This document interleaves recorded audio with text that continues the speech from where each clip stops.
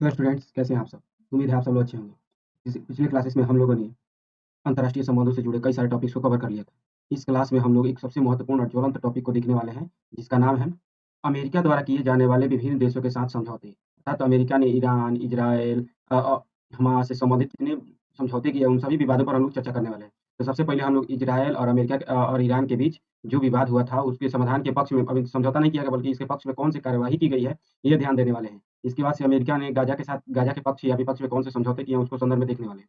तो Iran, America और Israel के बीच में जो विवाद हुआ था, इस विवाद की पृष्ठभूमि को के संदर्भ में देखने वाले हैं। तो यहाँ पर जो है, यहाँ पर इजराइल के डिफेंस फोर्सेज ने ऑपरेशन राइजिंग लॉयन शुरू किया। इसके विरुद्ध जो ईरान के विरुद्ध में ऑपरेशन राइजिंग लॉयन की शुरुआत की थी इजराइल ने। और इसका मुख्य लक्ष्य क्या था? तो ईरान के जितने भी परमाणु ढांचे और बैलिस्टिक मिसाइल क्षमता को पर हमला करके नष्ट करना था। अर्थात जितना भी ईरान, यहाँ पर देख सकते हैं, ये है ईरान देश। यहाँ से कुछ इस तरह से ये ईरान है, जो कि इराक से सटा हुआ है। इराक इधर कुवैत से भी सीमा बना लेता है। उसके बाद से यहाँ पर फारस की खाड़ी से सीमा बनाते हुए इधर पाकिस्तान से, इधर अफगानिस्तान से, उसके बाद से तुर्कमेनिस्तान से सीमा बनाता है, इधर कैस्पियन सागर से सीमा बनाता है। तो ये ईरान है। ईरान के प्रमुख परमाणु प्रतिष्ठानों पर परमाणु प्रतिष्ठान और बैलिस्टिक मिसाइल क्षमता को नष्ट करने के लिए ऑपरेशन राइजिंग लॉयन शुरू किया था इजराइल ने। इजराइल ने इजराइल ने जो आईएईए के जो शासी परिषद है, इनमें से 35 सदस्यों ने कहा है कि कि ईरान जो है क्या बना रहा है, परमाणु बम बना रहा है। आईएईए के तब इसी इन देशों के समर्थन से एक तरह से कहें तो यहाँ पर कौन-सा देश है? तो यहाँ पर इजराइल है। इजराइल का कहना है कि ईरान में परमाणु बम बनाए जा रहे हैं। और इसका जब यूएन में ये बात ले लिया गया, तो यूएन के 35 देशों ने, कितने जी? तो 35 देशों ने सिद्ध कर दिया कि ईरान में परमाणु बम बनाया जा रहा है। अब इ 35 देशों ने मान्यता दे दी एक तरह से कि परमाणु बम बन रहा है, तो उसका रोकने का ज़िम्मेदारी हर किसी पर होना चाहिए। लेकिन इजराइल ने इसके पक्ष में काम करते हुए सीधे हमला कर दिया राइजिंग लाइन के तहत। और इसमें क्या तर्क दिया था जी इजराइल ने? तो इसने कहा कि ईरान को 1974 के समझौते का उल्लंघन करता घोषित किया इजराइल ने, और तब हमला कर दिया। जब इजराइल ने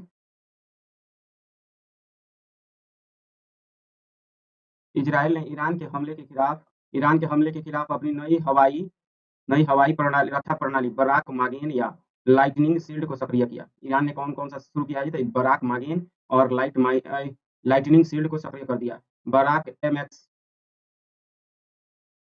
बराक एमएक्स मिसाइल प्रणाली जो है, मिसाइल रक्षा प्रणाली का एक विशेष संस्करण है। बराक एमएक्स क्या है? एक रक्षा प्रणाली का विशेष संस्करण है, जो इसे विभिन्न हवाई खतरों जैसे ड्रोन, क्रूज मिसाइल और बैलिस्टिक मिसाइल से बचाने के लिए बनाया गया है।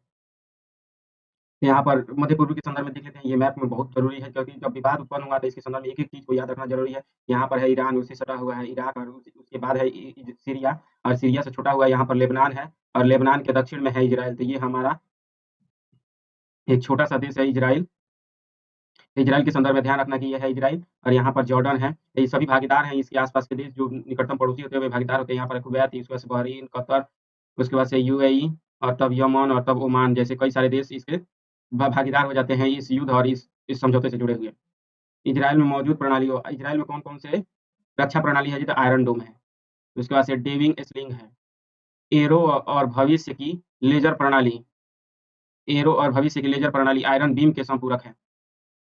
ईरान ने क्या प्रतिक्रिया है, क्या है? तो अब ईरान ने इज़राइल के विरुद्ध कौन-सा शुरू किया था? ऑपरेशन ट्रू प्रॉमिस 3 इज़राइल ने शुरू किया था ईरान के खिलाफ ऑपरेशन राइजिंग लायन। तो ईरान ने प्रतिक्रिया में ऑपरेशन ट्रू प्रॉमिस 3 शुरू कर दिया। लेकिन इसी के बीच में अमेरिका भी कूद पड़ा इज़राइल के पक्ष में, और उसने अमेरिका ने क्या शुरू किया था? ऑपरेशन मिडनाइट हैमर के तहत ईरान के 3 परमाणु प्रतिष्ठानों नतांज, उसके बाद से इस्फहान और फोर्डो को नष्ट कर दिया, पर सटीक हमले किए। नतांज, जहाँ पर यूरेनियम का समर्थन किया जा रहा था नतांज में, और ये इस्फहान और फोर्डो भी प्लूटोनियम का समर्थन कर रहे थे। अब यहाँ पर ईरान, इजराइल और अमेरिका संघर्ष का निहितार्थ देख लेते हैं। व्यापार और ऊर्जा सुरक्षा के लिए खतरा बढ़ जाएगा। होर्मुज़ जल डमरू मध्य को बंद होने का खतरा है, और बंद भी कर दिया है ईरान ने। यहाँ पर एलएनजी की कीमतें, कच्चे तेल और एलएनजी की कीमतें कीमत में वृद्धि हो जाएगी। विश्व के यहाँ से होर्मुज़ जल डमरू मध्य से विश्व का 35% तेल और 20% एलएनजी का बाजार यहीं पर शुरू होता है। विश्व का जितना भी कच्चा तेल होता है, उसका 35% मूल्य श्रृंखला यहीं से जुड़ना शुरू होती है, और 20% एलएनजी यहीं से जुड़ना शुरू होती है। इससे समुद्र के नीचे जो केबल और संरचना बिछाई गई, उसमें बाधा आ सकती है। हाई कैपेसिटी रूट जैसे यूरोप इंडिया गेटवे और फ्लैग, जिसको कहते हैं fibre optical link around around the globe आदि, और संरचना और कनेक्टिविटी परियोजना पर अवसर। चाबहार बंदरगाह, अंतर्राष्ट्रीय और उत्तर दक्षिण परिवहन गलियारा। इजरायल के हाइफा बंदरगाह पर ईरान के मिसाइल हमलों ने भारत, मध्य पूर्व, यूरोप आर्थिक गलियारे में उसकी भूमिका को बाधित कर दिया। ईरान और इजरायल के संघर्ष। ईरान और इजरायल के संघर्ष भारतीय नागरिकों को निकालने के लिए ऑपरेशन सिंधु शुरू किया। ऑपरेशन सिंधु शुरू किया। गाजा शांति सम्मेलन। गाजा शांति सम्मेलन सुर्खियों में क्यों रहा है जी? तो अमेरिका और मिस्र ने गाजा शांति शिखर सम्मेलन की शर्म अल शेख में मेजबानी की है। गाजा शांति शिखर सम्मेलन शर्म अल शेख में मेजबानी की है। इसके बाद से यहाँ पर अमेरिका, मिस्र, कतर, तुर्की ने हस्ताक्षर कर दिया। अब यहाँ पर उसी से संबंधित हम लोग देख रहे हैं गाजा शांति सम्मेलन जो हुआ है अमेरिका, मिस्र और के बीच में, मुख्य रूप से गाजा में शांति स्थापित करने के लिए शर्म अल शेख में समझौता हुआ। इसमें कौन कौन से मध्यस्थ थे जी? तो अमेरिका और मिस्र जो थे ये तो मुख्य भागीदार थे। कतर और तुर्की ने इसका पर हस्ताक्षर किए और इस समझौते का नाम 20 सूत्रीय समझौता था, अर्थात 20 ठो मांगे थी, 20 ठो समझौते थे, 20 ठो प्रावधान थे, ऐसा कुछ कह सकते हैं। जिसे इसका नाम क्या दिया गया? तो इसका नाम दिया गया Trump declaration for enduring peace and prosperity. Trump declaration for enduring peace and prosperity नाम दिया गया। और इस क्यों किया गया है? तो कूटनीतिक वार्ताओं और संवाद के माध्यम से गाजा में शांति स्थापित करना और इसमें गाजा के पुनर्निर्माण के प्रावधान किया गया है। अर्थात 20 सूत्री कार्यक्रम में कहा गया कि जितना भी गाजा में संरचनाएं ध्वस्त हुई है उसको आगे जाकर पुनर्निर्माण किया जाएगा। लेकिन यह कभी नहीं कहा गया है कि, और इसमें भी यह भी प्रावधान है कि जो फिलिस्तीनी व्यक्ति गाजा में रहता है उस पर कभी भी बल प्रयोग करके उसको गाजा से छोड़ने को बाध्य नहीं किया जाएगा। गाजा में शांति स्थापित हो जाएगी और जो फिलिस्तीनी नागरिक गाजा में रहना चाहता है उसको कभी भी छोड़ने के लिए बाध्य नहीं किया जाएगा और ना ही उसकी आवास या फिर कोई चीज पर कब्जा किया जाएगा। और इजराइल ने भी अमेरिका ने भी यह वादा कर दिया कि हाँ, इजराइल भी अब गाजा के पूरे क्षेत्र पर कब्जा नहीं करेगा, मतलब एक तरह से परतंत्र नहीं करेगा। ये दो राष्ट्र समाधान के आसपास ही हैं, लेकिन फिलिस्तीन को एक राष्ट्र की स्थापना की गारंटी नहीं देता। फिलिस्तीन में शांति स्थापित होगी। यूएसए ने कह दिया कि यहाँ पर जो फिलीपींस छोटा सा है, ये मान लीजिए कि इसमें शांति स्थापित होगी, इजराइल इस पर हमला करके इसको जीतेगा नहीं, इसको तबाह नहीं करेगा, इसकी अवसंरचनाओं का पुनर्निर्माण होगा। लेकिन इस 20 सूत्री समझौते में एक कहीं पर भी यह बात नहीं था कि यह जो एक देश के रूप में मान्यता दे दिया जाएगा इसको। इसकी कोई दूर-दूर से चर्चा ही नहीं है। भारत के विदेश राज्य मंत्री ने सराहना की, पहुंचे इस समझौते में और सराहना की। इससे पूर्व में इजराइल और हमास को लेकर कितने समझौते हुए उसको देख लेते हैं और कितने प्रमुख घटनाक्रम हुए। तो 1917 में बाल्फोर घोषणा हुआ था। 1917 में बाल्फोर घोषणा हुआ था। इसमें ब्रिटेन ने फिलिस्तीन और इजराइल के मध्य यहूदी मातृभूमि के मध्य भूमि का बंटवारा कर दिया था 1917 में ही।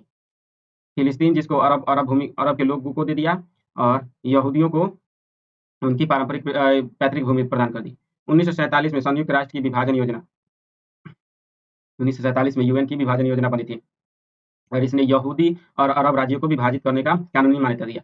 1917 में जो बाल्फोर घोषणा हुआ था उसमें यूके ने जज बनकर 2 क्षेत्रों में अलग-अलग क्षेत्र बाँट दिए थे। लेकिन 1947 में जब यूएन आया तो इसने वास्तव में यहूदी राज्य और अरब राज्य अलग-अलग राज्य बना दिए। यहूदियों के राज्य का नाम रखा गया इजराइल, जबकि अरब के राज्य का नाम रखा गया फिलिस्तीन। और इन दोनों के बीच में अवस्थित, मान लीजिए कि ये इधर ये हमारा इजराइल है, तो इजराइल इस तरह से कुछ है, तो यहीं पर छोटा सा अंदर की तरफ गया हुआ है जिसका नाम है यरूशलेम। यरूशलेम जो कि 3 धर्मों के लिए, ईसाई के लिए भी पवित्र है, मुस्लिम के लिए भी पवित्र है और यहूदियों के लिए पवित्र है। इसको अंतर्राष्ट्रीय पर्यटक क्षेत्र घोषित करने का प्रयास किया गया था और कहा गया था कि इस पर अंतर्राष्ट्रीय नियंत्रण होगा क्योंकि 3 धर्मों का पवित्र स्थल है। इन 2 समझौतों के बाद एक तीसरा समझौता सबसे प्रमुख घटनाक्रम 1967 का 6 दिवसीय युद्ध, जिसको योम किप्पुर युद्ध भी कहते हैं। 6 दिवसीय युद्ध है जिसमें इजराइल ने वेस्ट बैंक, गाजा पट्टी, पूर्वी यरूशलेम और सिनाई प्रायद्वीप और गोलन हाइट्स को जीत लिया था। 1967 में 6 दिन का युद्ध हुआ जिसमें से वेस्ट बैंक को जीत लिया जॉर्डन से, गाजा पट्टी को जीत लिया जो कि फिलिस्तीनियों से, पूर्वी यरूशलेम को भी जीत लिया फिलिस्तीनियों से, सिनाई प्रायद्वीप को जीता मिस्र से और सीरिया से जीता गोलन हाइट्स। सिर्फ एक किसने? तो इजराइल ने इन सभी देशों को पराजित करके 1993 में ओस्लो समझौता हुआ। 1993 में ओस्लो समझौता वेस्ट बैंक और गाजा पट्टी के कुछ हिस्सों में फिलिस्तीनियों को सीमित स्वशासन प्रदान करने के लिए 1993 में ओस्लो जो समझौता हुआ था उसमें क्या था जी? तो वेस्ट बैंक और गाजा पट्टी के 6 फिलिस्तीनियों को सीमित स्वशासन देने की, मतलब सीमित ही लेकिन स्वशासन देने की बात की गई थी। क्यों जी? तो जो गाजा पट्टी उस समय किसके नियंत्रण में था? 1993 में किसके नियंत्रण? इजराइल के नियंत्रण में। लेकिन फिलिस्तीनी जो थे वे स्वायत्ता की मांग कर रहे थे, उन्हीं को स्वायत्ता देने के लिए यह 1993 का ओस्लो समझौता हुआ था, नॉर्वे की राजधानी ओस्लो में। और 2006 का हमास की जीत। 2006 में जब फिलिस्तीन में आम चुनाव हुए तो उस आम चुनाव में हमास नामक संगठन का विजय हुआ, हमास नामक राजनीतिक दल का विजय हुआ और इसकी विपक्षी फतह की हार हुई। 23 में। और जैसे ही हमास का विजय हुआ, हमास एक का है जी, तो उग्र उग्र आतंकवादी, या फिर आतंकवादी नहीं कह सकते क्योंकि भारत ने अभी तक इसको आतंकवादी संगठन की मान्यता नहीं दी है, फिर भी उग्र संगठन कह सकते हैं, उग्र राजनीतिक संगठन, और इसमें आतंकवादियों का समर्थन इसके द्वारा दिया जाता है, इस संगठन के द्वारा। 2020 में अब्राहम समझौता हुआ और लास्ट यही था। इजराइल और अरब राज्यों के बीच मतलब कि संबंधों को मृदु बनाने के लिए अरब और इजराइल के बीच अब्राहम समझौता 2020 में हुआ था, अमेरिका की मध्यस्थता में। यहाँ पर गाजा और भूमध्य सागर के तट पर अब देख लेते हैं। यह दक्षिणी सीमा जो है मिस्र से लगता है, गाजा के संदर्भ में देख रहे हैं, गाजा के संदर्भ में इसकी दक्षिणी सीमा कहाँ से मिस्र से लगती है। 1993 से अर्ध स्वायत्त फिलिस्तीनी प्राधिकरण के अधीन है। 1993 से ही फिलिस्तीन के अधीन चला गया था गाजा। पहले जो था 1967 में इसको इजराइल ने जीत लिया था गाजा। 67 में इजराइल ने जीत लिया था, हम लोगों ने देखा था युद्ध, 6 दिवसीय युद्ध में। उसके बाद से 1993 का पूर्ण नियंत्रण रखा गया इजराइल ने, लेकिन 1993 में जब ओस्लो समझौता हुआ तो यहाँ पर थोड़ी स्वायत्तता दी गई, इजराइल के अधीन ही थोड़ी स्वायत्तता दी गई। उत्तर पश्चिमी सीमा इजराइल से, इसलिए गाजा की उत्तर पश्चिम सीमा इजराइल से, दक्षिण पश्चिम सीमा मिस्र से लगती है। यहाँ पर 2005 में गाजा में अकाल हुआ था। इजराइल की लंबी नाकाबंदी के बाद 5 लाख लोग भूखमरी के खतरे में उस समय अभी भी हैं। यहाँ पर 2025 में जैसे ही दोनों के बीच, आप लोग जानते होंगे कि इजराइल और गाजा के बीच, हमास के बीच जब युद्ध शुरू हुआ था, यहाँ पर भूखमरी फैली और 5 लाख लोग पीड़ित हो गए अकाल के कारण। यहाँ पर गाजा में प्रभावित महत्वपूर्ण स्थानों में से खान यूनिस एक तो सबसे प्रमुख और सबसे ज़्यादा प्रभावित क्षेत्र है, जिसका नाम है खान यूनिस। इसका से रफ़ाह नाम है एक तो रफ़ाह है, उसके बाद से जबालिया है, और उसके बाद से दीर अल बलाह है, और उसके बाद से अल नुसरत भी है, अल जवाइदा भी है। इन सभी क्षेत्रों पर ज़्यादा प्रभाव पड़ा है इस युद्ध का। वेस्ट बैंक या जॉर्डन के पश्चिम, वेस्ट बैंक जो है जॉर्डन के पश्चिम और इजराइल के पूर्व में अवस्थित है।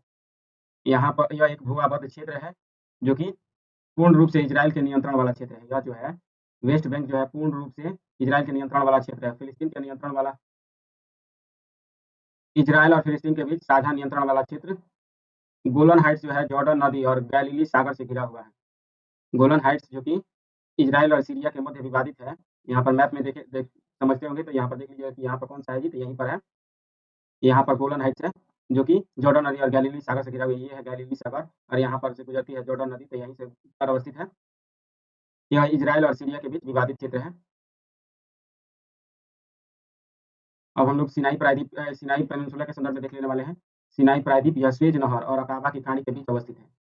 सिनाई प्रायद्वीप कौन सा है जी, तो सिनाई प्रायद्वीप आप लोग मैप में देख सकते हैं, यहाँ पर तो नहीं दिया है, ऊपर दिया होगा कहीं मैप। हाँ, देखिए ये वाला जो क्षेत्र है, ये वाला जो क्षेत्र है इसको सिनाई पेनिनसुला कहते हैं, और जो कि मिस्र का भाग है, लेकिन कई बार इसको पराजित किया है इजराइल ने मिस्र को, और लंबे समय तक इसको कब्जा में रखा था। यहाँ पर यह उत्तर में भूमध्य सागर और दक्षिण में लाल सागर से घिरा हुआ है। यरूशलेम, अब सिनाई प्रायद्वीप के बाद यरूशलेम देख लेते हैं। इजराइल के नियंत्रण वर्तमान में है। यहूदी, ईसाई और मुस्लिम तीनों के लिए पवित्र स्थान है। और लास्ट सबसे महत्वपूर्ण स्थान का नाम याद रखना, जिसका नाम है मोगरा एक्सिस। मोगरा एक्सिस क्या है जी, तो यह है गाजा क्षेत्र में अवस्थित कृषि भूमि है, जो कि खान यूनिस और रफाह के बीच अवस्थित है। खान यूनिस और रफाह के बीच अवस्थित है मोगरा एक्सिस। गाजा पट्टी के पूरब से पश्चिम तक फैला हुआ है। मोगरा जिसका नाम है अवैध इजराइल बस्ती। मोगरा को किसने बसाया था जी, तो एक इजराइल ने बसाया था, इसके लिए इसको अवैध इजराइल बस्ती कहा जाता है। 1972 से 2005 के बीच इस क्षेत्र को बसाने का काम इजराइल ने किया है। तो हम लोगों ने हमास, इजराइल और ईरान से संबंधित विवादों के संदर्भ में एक-एक करके समझ लिया है। अब हम लोग नेक्स्ट टॉपिक पर किसी अन्य टॉपिक पर मिलेंगे, तब तक के लिए धन्यवाद। और हम लोगों ने इसमें सबसे ज़्यादा ज़रूरी है कि अमेरिका के योगदानों के संदर्भ में देखें और ये अमेरिका ने कौन-कौन सी भूमिकाएँ निभाई है मध्य पूर्व के क्षेत्र में, ये देखा है। हम लोग मिलेंगे किसी नेक्स्ट वीडियो में, तब तक के लिए धन्यवाद। हम लोग का आज नया टॉपिक है, कई राष्ट्रों ने न सिर्फ फिलिस्तीन देश को एक रूप में मान्यता दी है, बल्कि फिलिस्तीन को विश्व के कई देशों ने मान्यता दे दी है देश का दर्जा। यहाँ पर 4 पश्चिमी देशों ने भी फिलिस्तीन को देश का दर्जा दे दिया है। फिलिस्तीन किसको बोलते हैं, तो यहाँ पर ये छोटा-सा गाजा पट्टी जो दिखाई दे रहा है, यहाँ पे अरब के निवासी रहते हैं। और यहाँ पर वेस्ट बैंक जो है, यहाँ पर ये इस क्षेत्र में जो अरब के निवासी रहते हैं, इन दोनों को क्या कहा जाता है, फिलिस्तीन। यहाँ पर जो लोग रहते हैं वहाँ पर फिलिस्तीनी कहा जाता है। तो इन देशों को, तो इन दोनों क्षेत्रों को मिलाकर एक देश के रूप में मान्यता दे दिया है। ये कितने देशों ने, 140 देशों ने, जिनमें से 4 ठो पश्चिमी देश भी, जिसमें पश्चिमी मतलब देश किसको होता है, यूरोपीय देश। यूरोपीय देशों ने भी 4 यूरोपीय देशों ने भी मान्यता दे दी है फिलिस्तीन को एक देश के रूप में। भारत ने 1988 में ही फिलिस्तीन को एक देश के रूप में मान्यता दी थी। यूएनजीए में न्यूयॉर्क घोषणा पत्र के पक्ष में मतदान दिया था भारत ने। फिलिस्तीन के पक्ष में जो यूएनजीए न्यूयॉर्क घोषणा पत्र आया था, उसमें भारत ने मतदान किया था। और भारत ने हमेशा से कहा है कि कोई भी विवाद हो, द्विराष्ट्रीय समाधान होना चाहिए, अर्थात 2 देश के बीच में अगर विवाद है, तो 2 देश मुख्य टेबल पर बैठें और यही समाधान करें, कोई तीसरा आदमी दलाल ना आए। यहाँ पर इसके संदर्भ में मैप देख लेते हैं, यह है गाज़ा पट्टी, जो कि फिलिस्तीन का ही एक छोटा-सा क्षेत्र है और इस यहाँ पर ये वेस्ट बैंक है, वेस्ट बैंक में एक रामल्ला नामक स्थान है, उसके पास यहाँ पर यरूशलेम है, जो कि सबसे विवादित विश्व के सबसे विवादित क्षेत्रों में से एक है। या यूँ कहें कि एक छोटा-सा क्षेत्र जो कि विश्व में सर्वाधिक विवादित है, सर्वाधिक कह सकते हैं क्योंकि अब यहाँ पर मिस्र है, यहाँ पर जॉर्डन है, यहाँ पर सीरिया है, लेबनान है, ये देख यहाँ पर लेबनान है ये। अब हम लोग इसके संदर्भ में विस्तृत रूप से देख लेते हैं, यहाँ पर दिया हुआ है अधिकारों एवं कर्तव्यों पर 1933 के मोंटेविडियो कन्वेंशन का अनुच्छेद 1 देश का दर्जा प्राप्त करने का मानदंडों को परिभाषित करता है। 1933 में जो मोंटेविडियो कन्वेंशन हुआ था, 1933 में मोंटेविडियो कन्वेंशन हुआ था, इसी ने क्या किया था जी, तो देश किस आधार पर किसी क्षेत्र को देश का दर्जा दिया जा सकता है, इसने मानदंड निर्धारित किया था। अर्थात कोई भी क्षेत्र है, मान लीजिए कि विश्व का कोई भी क्षेत्र है, ये देश कब बनेगा, इसको निर्धारित करने का काम यहाँ पर मोंटेविडियो निर्धारित करने का नियम किसने निर्धारित किया था? मोंटेविडियो कन्वेंशन 1933 में आया था। इसमें क्या कहा है कि कौन-कौन से मानदंड हैं? अस्थायी जनसंख्या हो, नियत भू क्षेत्र हो, सरकार हो, अन्य देशों से संबंध स्थापित करने की क्षमता हो, इन सभी आधार पर कोई भी क्षेत्र, विश्व का कोई भी क्षेत्र है, उसको देश का दर्जा दिया जा सकता है।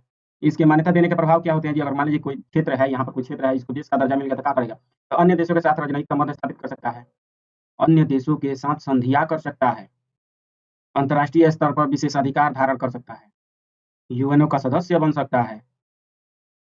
फिलिस्तीन वर्तमान में स्थायी पर्यवेक्षक देश है। मान्यता देने या न देने का अधिकार केवल अन्य देशों और सरकारों को ही प्राप्त होता है। मतलब कि जो को नए देश का जो भी मान्यता देने का अधिकार होता है, ये सिर्फ़ अन्य देशों और सरकारों को प्राप्त होता है। कोई अन्य संगठन या संस्था, कोई भी ऐसा विश्व भर में कोई भी ऐसी संस्था नहीं बनी है, जो कि देशों को मान्यता देती है। मान्यता देने का काम कौन करता है? तो विश्व के अन्य देश करते हैं। संयुक्त राष्ट्र को ऐसा सामान्यतः लगता है कि संयुक्त राष्ट्र मान्यता देता होगा देशों को, तो नहीं। संयुक्त राष्ट्र न तो कोई देश है, न तो कोई सरकार है। यह देश किसी भी देश या सरकार को मान्यता देने का अधिकार नहीं रखता है, अर्थात यूएनओ कभी भी किसी क्षेत्र को देश का रूप में मान्यता नहीं दे सकता है। केवल कोई देश ही देश के मान लीजिए कि भारत एक देश है, तो यह किसी भी क्षेत्र को, यदि कोई क्षेत्र माँग कर रहा है, तो इसको देश की दर्जा देने का को मंजूरी दे सकता है कौन? भारत। यूएनओ नहीं दे सकता है। और नई सरकारों को भी स्वीकार कोई देश ही कर सकता है, यूएनओ जैसी कोई संस्थान। तो हम लोगों ने फिलिस्तीन से जुड़े हुए 3 टॉपिक्स को एक साथ में बात कर लिया है, जिसमें इज़राइल के संबंध में विवाद था, गाज़ा शांति समझौता हुआ था, उसके बाद से ईरान के पर जो हमला हुआ था, ये भी हमास से ही जुड़ा हुआ था, फिलिस्तीन से ही जुड़ा हुआ था। और इन सभी टॉपिक्स के बाद से हम लोग किसी नए टॉपिक में मिलेंगे, तब तक के लिए धन्यवाद।